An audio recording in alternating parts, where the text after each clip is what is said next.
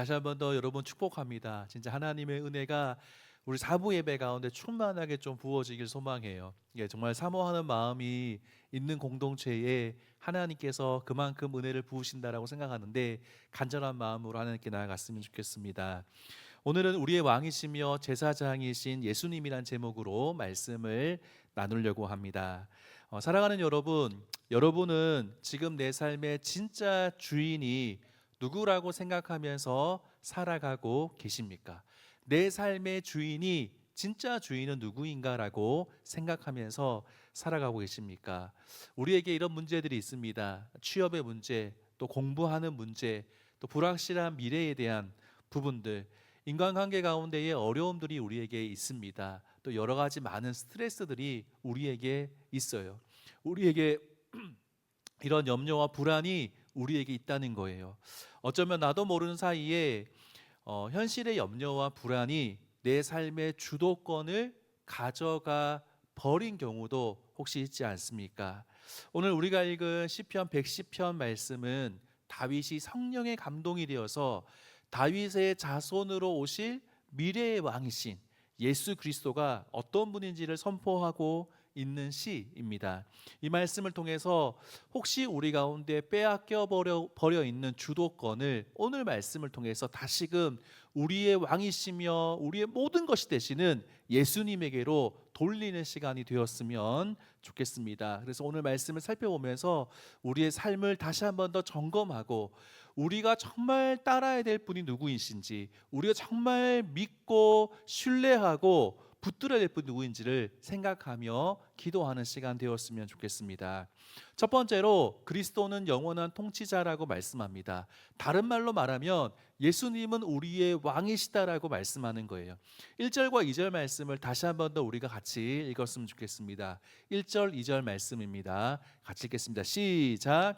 여호와께서 내 주에게 말씀하시기를 내가 내 원수들로 내 발판이 되게 하기까지 너는 내 오른쪽에 앉아 있으라 하셨도다.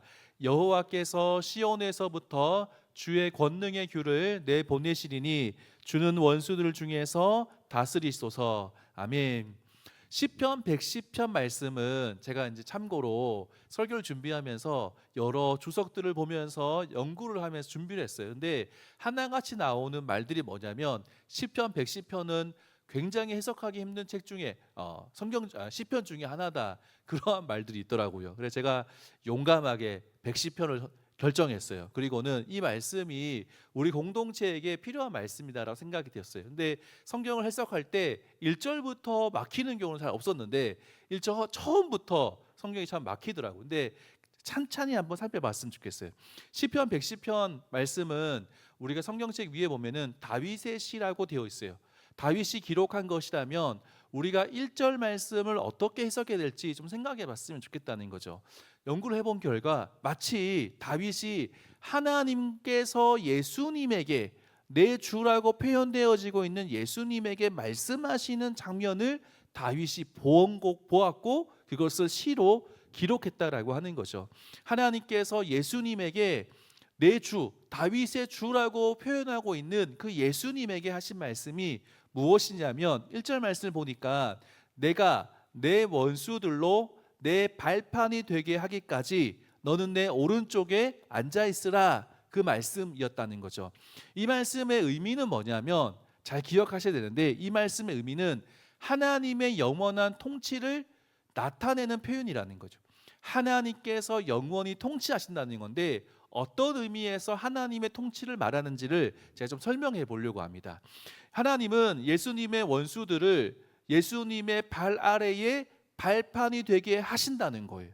이 말씀을 보면은 원수를 발판으로 만든다라고 하는 것은 어떤 의미가 있냐면 원수를 완전히 제압하거나 짓누르겠다는 그런 의미가 담겨져 있는 거예요. 사실 어떠한 배경이 있냐면 고대 근동에서는 전쟁에서 이렇게 한 나라와 한 나라가 전쟁하잖아요. 그러면은 이긴 나라가 나오고 패한 나라가 나옵니다. 그러면은 이긴 나라의 왕이 패전국의 왕의 목을 밟는 그런 관습이 있었대요. 이렇게 밟았던 이유는 뭐냐면 내가 완전한 승리를 이루었다라고 하는 것을 표현하는 겁니다. 어떤 의미가 있냐면 다시는 일어서지 못하고 독립하지 못하도록 하는 행동이었습니다. 본문에 이러한 표현이 이러한 관습을 염두에 두고 표현한 표현법이라는 거예요. 그렇기 때문에 내 원수들로 내 발판이 되게 하기까지란 이 표현은 어떤 의미가 있냐면 모든 원수들을 제압할 때까지 라고 하는 의미로 우리가 해석할 수 있는 거예요. 하나님께서 모든 원수들을 제압할 때까지 너는 내 오른쪽에 앉아 있으라, 그런 표현인 거죠. 이러한 예언은 장차 메시아께서 하나님 나라의 건설을 위해서 원수인 사단의 세력을 붕괴시킬 것을 예표하는, 조금 더 정확하게 말하면 십자가 사건을 의미한다라고 하는 거예요. 창세기 3장 15절 말씀 좀 띄워줄 수 있을까요? 제가 부탁을 드렸는데 혹시 창세기 3장 15절 말씀 없으면 제가 읽어드릴게요. 제가 읽어드리겠습니다. 잘 들어보세요. 창세기 3장 15절 말씀이 원시 복음이라고 하거든요. 다른 말로 최초의 복음이라고 이야기해요. 성경을 해석하면서 이 깜짝 놀랄 말씀이 학자들이 발견한 건데, 그것을 원시 복음인데 3장 15절 말씀이 다 알고 있겠지만 제가 다시 한번 읽어드릴게요. 내가 너로 여자와 원수가 되게 하고 내 후손도 여자의 후손과 원수가 되게 하리니 여자의 후손은 내 머리를 상하게 할 것이요 너는 그의 발꿈치를 상하게 할 것이니라 하시고. 아멘. 이 말씀의 의미를 좀 생각해 봤으면 좋겠다는 거죠. 여기에 보면은 내가라고 되어 있는 나는 누구냐면 하나님이세요. 그리고 너는 누구냐면은 사단이라는 거예요. 그러니까 하나님께서 사단에게 심판하시면서 하셨던 말씀이 3장 15절 말씀인데, 여기서 보게 되면 어떤 말씀이 있냐면 여자와 사단이 원수가 되게 하겠다, 그렇게 말씀하는 거예요. 더 중요한 것은 뭐냐면 사단의 후손, 너의 후손도 여자의 후손과 원수가 되게 하신다는 거예요. 좀 뭔가 이렇게 이해가 좀 되시는지. 여자의 후손은 어떻게 하냐면 내 머리를 밟고 상하게 한대요. 그리고 너는 사단은 그의 발꿈치, 여자의 후손의 발꿈치를 상하게 할 것이다라고 그렇게 이야기하고 있어요. 여기서 나오는 여자의 후손이 누구냐면 예수님인 거예요. 예수님, 동정녀 마리아를 통해서 태어나게 할 이 땅 가운데 오실 메시아이신 예수님에 대해서 여자의 후손으로 말하고 있는 거예요. 여자의 후손이 사단의 머리를 짓밟고 여자의 후손이 십자가를 통해서 사단의 모든 권세를 깨뜨리시고 승리하실 것이다라고 말씀한 사건이라는 거예요. 죄 없는 예수님께서 십자가에서 우리 대신 죽으심으로 우리의 모든 죄의 대가를 다 치르셨어요. 우리의 죄는 우리 스스로 어떻게 할 수가 없어요. 어떠한 노력으로도 우리는 용서받을 수 없는 거예요. 그런데 우리의 죄를 예수님께서 십자가 지심으로, 십자가에서 죽으심으로 우리의 죄를 용서해 주셨다라고 하는 거예요. 예수님께서 이 십자가 사건을 통해서 죽음의 권세를 깨뜨리신 겁니다. 우리들로 하여금 더 이상 죄의 종노를 하는 것이 아니라 우리가 하나님 백성이 될 수 있도록, 하나님 자녀가 될 수 있도록 십자가에서 그 일을 이루셨다라고 말씀하는 거예요. 사단의 지배를 붕괴시키신 이후에 예수님은 승천하셔서 하늘과 땅의 모든 권세를 부여받은 모든 만물의 통치자가 되었다라고 말씀하는 거예요. 그래서 예수님은 모든 이름 위에 뛰어난 분이다, 그렇게 우리가 표현하고 있어요.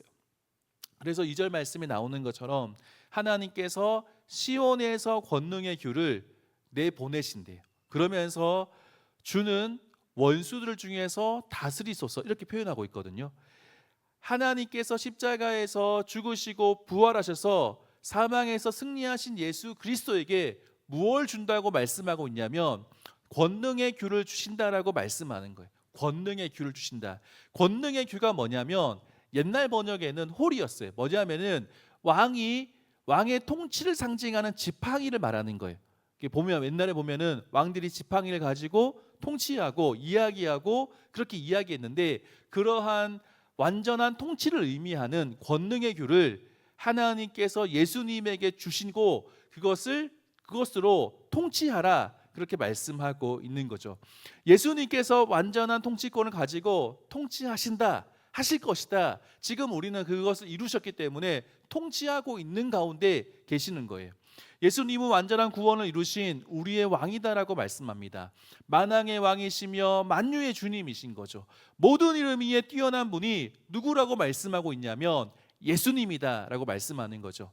여러분, 우리는 대한민국에 살고 있어요. 그죠? 그러면은 대한민국의 헌법을 지키면 이제 법을 지키며 살아가잖아요. 그런데 이중적으로 우리는 이 땅 가운데 살고 있지만 그럼에도 불구하고 우리는 또 어디 살고 있냐면 하나님 나라에 살고 있는 거예요. 영적인 의미로. 그래서 우리가 하나님 나라를 살고 있는 거예요.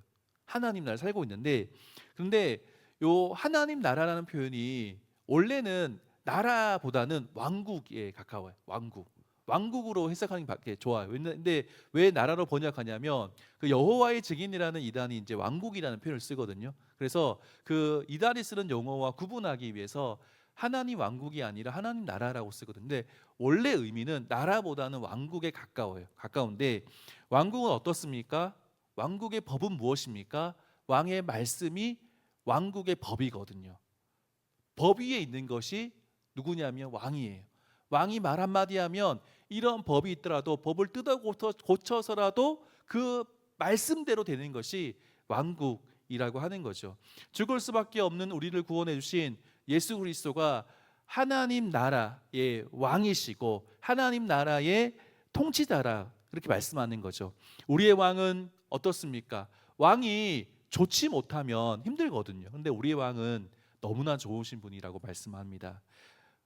우리의 모든 아픔과 우리의 모든 어려움들을 다 알고 계신 분이다. 그렇게 말씀하는 거예요. 우리를 위해서 보좌 우편에서 우리를 위해서 기도하시는 분이 우리의 왕이신 예수님이다 라고 말씀하는 거죠. 그 좋으신 예수님, 우리의 왕이신 예수님의 다스리심을 받는 그런 청년들 되기를 주님의 이름으로 축복합니다.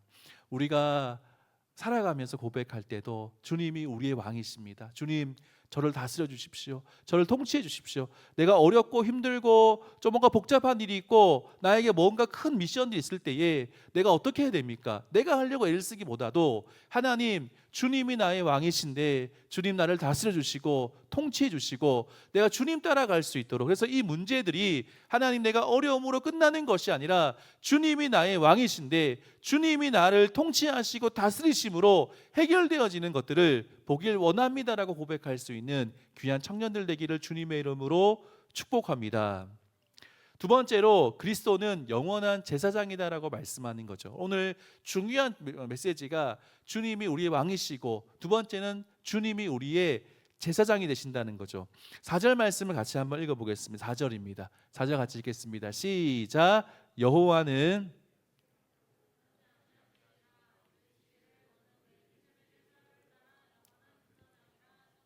아멘. 4절을 시작하면서 어떻게 시작하냐면 여호와는 맹세하고 변하지 아니하시리라 그렇게 시작하거든요. 무슨 말이냐면은 하나님께서 이 부분을 말씀하시면서 명확하게 말씀하신다는 거예요. 변하지 않고 맹세하면서 변하지 않다, 변하지 않는 그 이야기를 하겠다라고 말씀하는 거죠. 이제 앞으로 하실 말씀에 대해서 너무나 중요한 말이다. 말씀을 내가 할 거다. 그렇게 표현하면서 하시는 말씀이 뭐냐면 너는 멜기세덱의 서열을 따라서 영원한 제사장이다라고 말씀하는 거예요. 이제 우리는 예수님이 제사장이다라고 했을 때 큰 어려움이 없어요. 어려움이 없거든요. 그런 거 없다라고 생각해요. 근데 유대인들은 어떻게 생각하냐면 예수님이 제사장이라고 의문이 있는 거예요. 제사장은 누가 될 수 있냐면 아론의 자손들 될 수 있는 거예요. 예수님은 레위 지파가 아니에요. 어디 지파입니까? 유대 지파거든요. 그러면은 예수님은 혈통적으로 제사장이 될 수 있습니까? 없습니까? 될 수 없는 거예요. 그러니까 뭔가 뭐지? 이해가 잘 안 되는 그런 상황이거든요. 그래서 하나님께서 말씀하시는 것은 뭐냐면 멜기세덱의 서열을 따라서 영원한 제사장이다 그렇게 말씀하고 있는 거죠. 그러면 멜기세덱의 서열을 따른다고 했을 때 그 멜기세덱은 누구입니까? 그리고 유대인 입장에서 제가 얘기했던 것처럼 예수님은 유다 지파인데 제사장이 될 수 없는데 어떻게 일이 가능한지에 대해서 제가 좀 설명해 보려고 합니다. 창세기 14장 말씀을 보게 되면은 어떤 말씀이 있냐면 이렇게 아브라함은 조카 롯을 이제 구하기 위해 전쟁에 가게 돼요. 조카가 이제 아브라함과 조카 롯이 이제 각자 이렇게 갈라졌잖아요. 그래가지고 조카가 있었던 소돔 땅에 전쟁이 일어났고 조카가 이제 전쟁 포로로 붙잡혀 가는 상황이 발생한 거예요. 그래서 어떻게 했습니까? 그래서 아브라함이 그 얘기를 듣고 조카를 구해야겠다 그 마음으로 집에서 길리운 이제 일꾼들과 용사들과 함께 전쟁에 나가서 참여하게 되는데 진짜 말도 안 되게 이게 이제 나라와 나라 도시 국가 간의 전쟁 막 연합해서 전쟁하는데 근데 중요하게 아브라함은 뭐 군대가 엄청 많았던 것도 아닌데 그럼에도 불구하고 진짜 하나님 인도하심으로 전쟁에서 승리하게 돼요. 승리하고 모든 빼앗겼던 것들 다 가지고 돌아옵니다. 모든 빼앗겼던 포로가 되던 사람들 다 데리고 돌아오는 그 장면이 14장 말씀에 나와요. 그때 아브라함이 돌아왔을 때 두 명의 왕이 찾아옵니다. 첫 번째 왕이 멜기세덱이고 두 번째 왕이 소돔 왕이었다라고 하는 거죠. 근데 멜기세덱은 무엇을 가지고 나오는지 아세요? 아브라함을 맞이할 때 무엇을 가지고 나왔냐면 떡과 포도주를 가지고 나왔대요. 떡과 포도주. 떡과 포도주는 지금 신약에서 어떤 걸 의미해요? 성찬을 의미하는 거거든요. 그리고 그러니까 성찬을 하는 떡과 포도주를 이제 멜기세덱이 아브라함에게로 가지고 왔다라고 표현하고 있어요. 그리고 어떻게 이야기하고 있냐면 멜기세덱을 이렇게 창세기 14에 나오는데 지극히 높으신 하나님의 제사장이다. 그렇게 아예 기록을 하고 있어요. 멜기세덱이 왕이지만 제사장이다. 그렇게 표현하고 있어요. 그러면서 멜기세덱이 아브라함을 축복합니다. 축복은 누가 누구에게 하는 겁니까? 높은 사람이 낮은 사람에게 하는 게 축복이거든요. 그러니까 제가 이제 뭐 막 되게 유명한 뭐 목사님 축복할 수 없는 거예요. 그죠? 축복은 어른이 이제 젊은 이제 자에게 하는 게 축복이거든요. 근데 멜기세덱이 아브라함에게 축복했다라고 말씀하고 있는 겁니다. 그리고 아브라함은 어떻게 했냐면은 그에게 11조를 드렸다. 멜기세덱에게 11조를 드렸다라고 되어 있어요. 이 부분을 가지고 히브리서에서는 이렇게 설명합니다. 멜기세덱은 레위 지파가 생기기 전부터 존재했던 제사장이다는 거예요. 그리고 레위 지파의 조상인 아브라함이 멜기세덱에게 복을 받았기 때문에 권위적으로 레위 지파보다 멜기세덱의 더 높은 존재다라고 하는 거죠. 더 높은 그것이 히브리서의 논리입니다. 예수님은 유다 지파이지만 제사장이 될 수 있는 것은 그가 레위 지파가 아님에도 불구하고 예수님이 레위 지파가 아님에도 불구하고 제사장이 될 수 있는 것은 멜기세덱의 서열을 따라서 제사장이 될 수 있다라고 말씀하는 거죠. 이런 맥락에서 히브리서와 오늘 시편은 동일하게 예수님을 영원한 제사장이다 그렇게 표현하고 있는 겁니다. 잠깐만 히브리서로 넘어가서 좀 설명을 좀 더 해보려고 합니다. 히브리서에서도 예수님을 멜기세덱을 따른 제사장이다라고 표현하고 있거든요. 히브리서에서 논리는 뭐냐면 예수님이 절대로 포기하면 안 된다는 거예요. 히브리서는 진짜 박해 가운데 기록된 편지거든요. 근데 많은 사람들이 예수님 포기하려고 했어요. 예수님 잠깐만 포기하자. 왜냐하면 예수님 모른다고 하면은 박해를 면할 수 있었거든요. 예수님 안다고 하면 어떻게 되냐면 내가 예수님 믿는다고 하면은 붙잡혀 가는 거예요. 그래서 고문을 당하고 때로는 심지어 이렇게 산채로 불에 태워져 죽기도 하고 사자의 밥이 되는 거죠.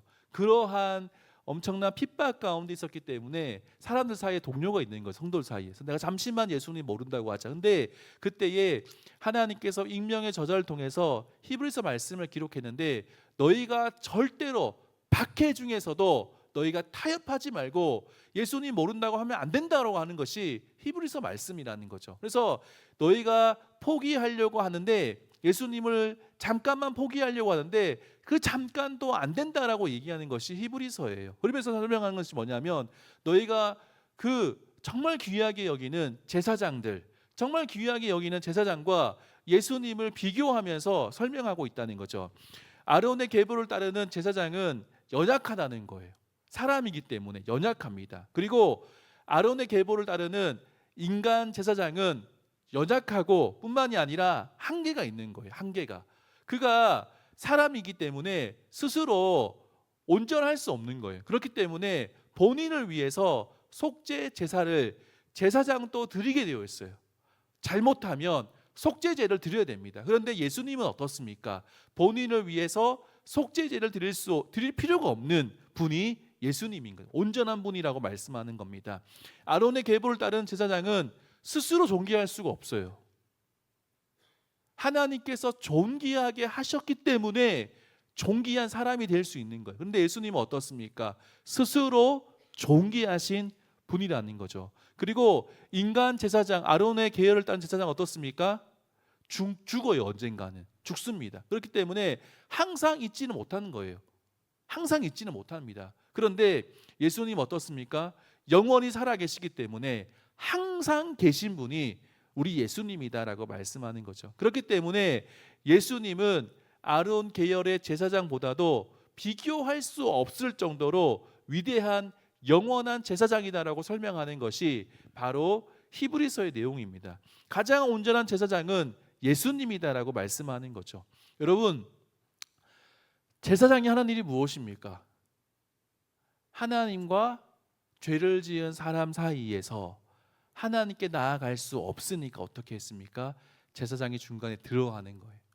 그래서 하나님과 인간 사이를 회복하게 해주고 제사를 돕고 하나님께 나아갈 수 있도록 만드는 것이 제사장의 역할이거든요. 그런데 놀라운 것은 예수님은 영원한 대제사장이면서 스스로 속죄 제물이 되신 분이 예수님이라는 거예요.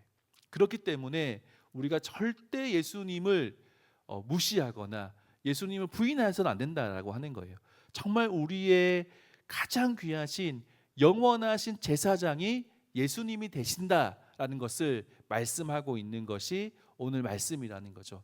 이런 맥락에서 앞에서 나오는 왕이신 예수 그리스도와 동일한 의미가 있다는 거죠. 예수님께서 십자가에서 죽으시고 십자가에서 우리를 살리시고 우리를 하나님과의 관계에서 회복시키셨던 그 모습 때문에 예수님은 영원한 왕이 되셨는데 그 동일한 모습 때문에 어떻습니까? 영원한 제사장이 되신 분이 예수님이라고 말씀하고 있는 겁니다. 십자가에서 죽으시고 부활하심으로 사탄의 모든 권세를 깨뜨리심으로 모든 이름 위에 뛰어난 이름이신 그 예수님을 받았다는 거죠. 그리고 그러한 맥락 속에서 제사장의 역할과 동일하다라고 하는 거죠. 그런 의미에서 우리가 예수님을 위대하신 영원한 제사장이다라고 표현하고 있는 겁니다.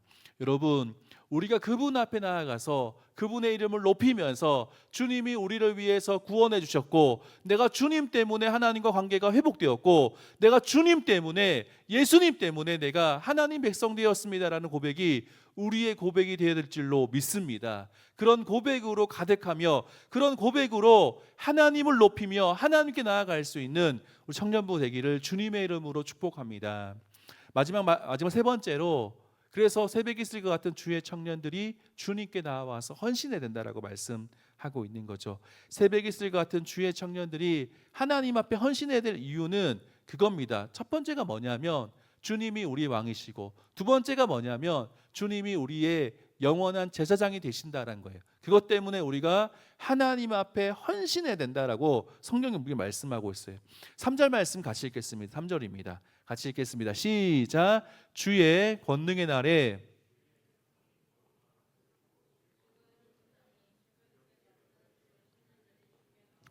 아멘. 그렇기 때문에 주님이 우리의 왕이시고 주님이 우리의 제사장이시고 그래서 주님이 우리를 위해서 십자가 지시고 우리를 위해서 살려주셨기 때문에 우리가 이와 같이 새벽이 있을 것 같은 주의 청년들로 주님께 헌신해야 된다라고 말씀하고 있는 거죠. 주님 우리 왕이십니다. 영원한 왕이세요. 주님이 우리의 영원한 제사장 되신다라고 말씀하는 겁니다. 그렇기 때문에 우리가 좀 헌신했으면 좋겠어요. 3절 말씀을 제가 묵상하면서 세 가지가 있다라고 발견했어요. 세 가지가 뭐냐면 짧게 보면은 첫 번째는 뭐냐면 거룩한 옷을 입었다라고 하는 거예요.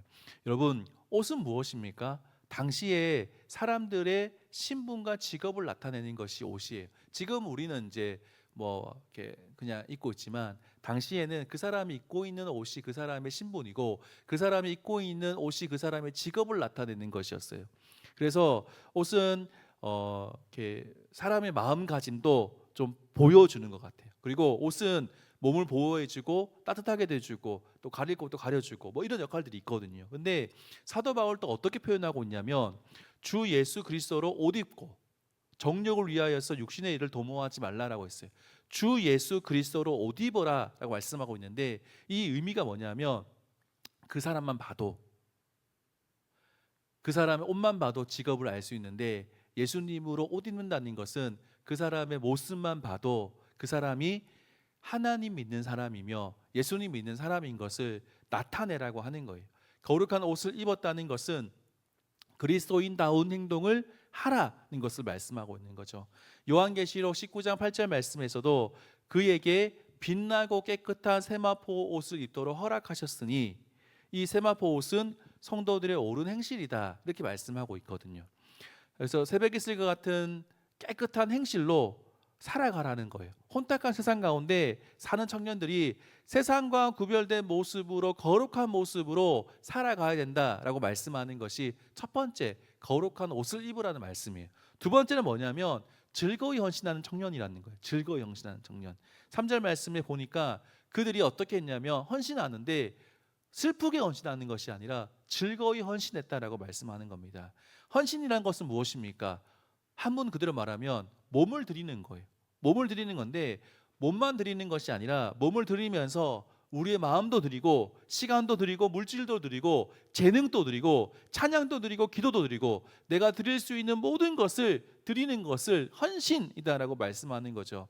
헌신이라고 했을 때 우리가 뭐 약간 좀 낭만적으로 생각할 수 있지만 실은 헌신이라고 하는 것은 쉬운 일이 아니라는 거죠. 그런데 헌신만큼 가치 있는 일이 없다는 겁니다. 헌신은 기쁨으로 복음을 위해서 내 모든 것을 다 드리는 것이 헌신이라는 거죠.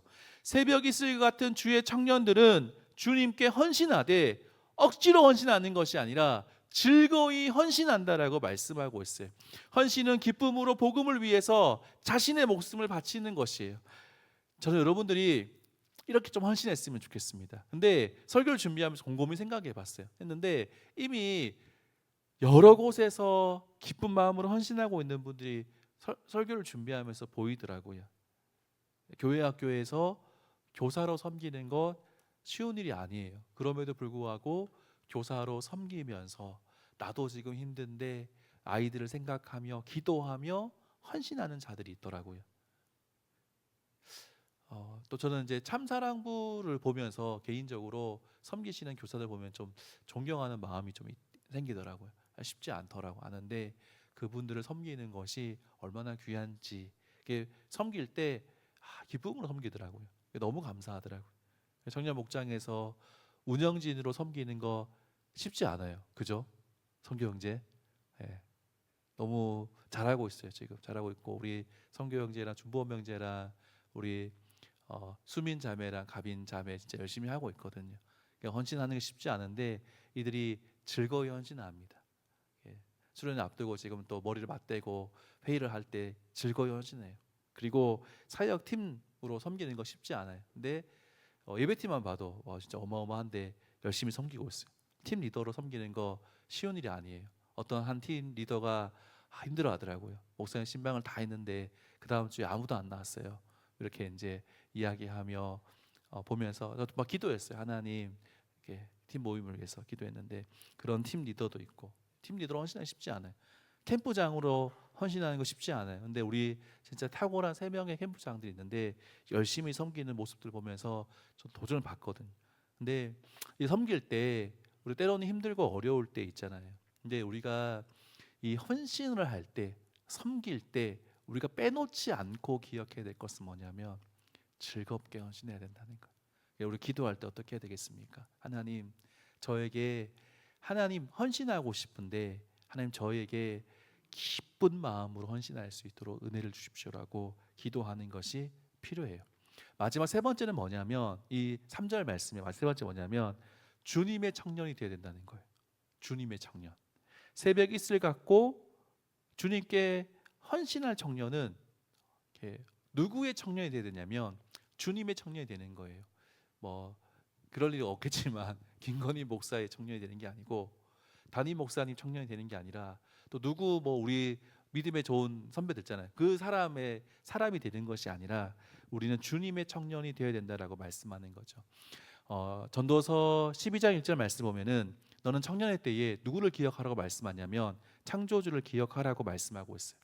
청년 때는 좋은 때입니까? 안 좋은 때입니까? 요즘 청년은 좀 이렇게 힘든 것 같긴 해요. 근데 저도 이렇게 열심히 살긴 했는데 돌아보니까 20대가 너무 좋았던 때이더라고요. 물론에는 20대만 있는 건 아니지만 20대, 30대, 40대 있는데 청년이라고 부를 때는 좋은 때인 것 같아요. 근데 그때에 우리가 나를 위해서 방황하는 것이 아니라 정력을 위해 사는 것이 아니라 자신을 위해 수고하는 것이 아니라 창조주 하나님을 기억하고 하나님이 나의 주인인 것을 기억하면서 살아가는 것이 필요하다는 거죠. 범사의 주님을 기억하고 주님께 길을 묻고 주님의 뜻을 따라 사는 주님께 속한 청년이 되어야 된다는 것을 우리에게 말씀하고 있는 겁니다. 사랑하는 여러분, 신체적 청년이 청년이 아닙니다.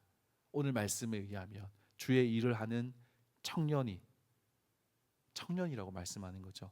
청년들은 주님의 빛에 영롱한 새벽 이슬이 되어야 되는 거죠. 세상을 싱싱하게 만들 수 있는 새벽 이슬이 되어야 된다라고 말씀하고 있어요. 새벽 이슬 같은 청년들은 거룩한 옷을 입고 즐거이 헌신하며 주님의 소유된 청년이라고 말씀하고 있어요. 새벽 이슬 같은 주의 청년들은 세상을 이기고 승리하는 청년이라고 말씀하고 있어요. 이런 복된 청년들 되기를 주님의 이름으로 축복합니다. 오늘 말씀을 마무리하겠습니다. 사랑하는 여러분, 오늘 말씀은 어떤 말씀입니까? 우리 주님에 대한 말씀이에요. 우리 주님에 대한 예언적인 시가 시편 110편 말씀입니다. 주님은 왕 중의 왕이십니다. 가장 위대하신 왕이시고 영원한 왕이시며 죽을 수밖에 없는 우리를 구원하신 우리의 왕이신 거예요. 주님은 우리의 영원한 제사장이 되시는 거죠. 자신의 몸을 제물로 드려서 우리를 용서하신 영원한 제사장이 우리 주님이라고 말씀하는 거죠. 그 주님 앞에 거룩한 옷을 입고 즐거이 헌신하는 새벽 이슬과 같은 주의 청년들이 되기를 주님의 이름으로 축복합니다. 주님 앞에 거룩한 모습으로 구별해서 기쁨으로 하나님께 나아갈 수 있는, 그래서 하나님의 기쁨이 되는 우리가 되기를 주님의 이름으로 축복합니다.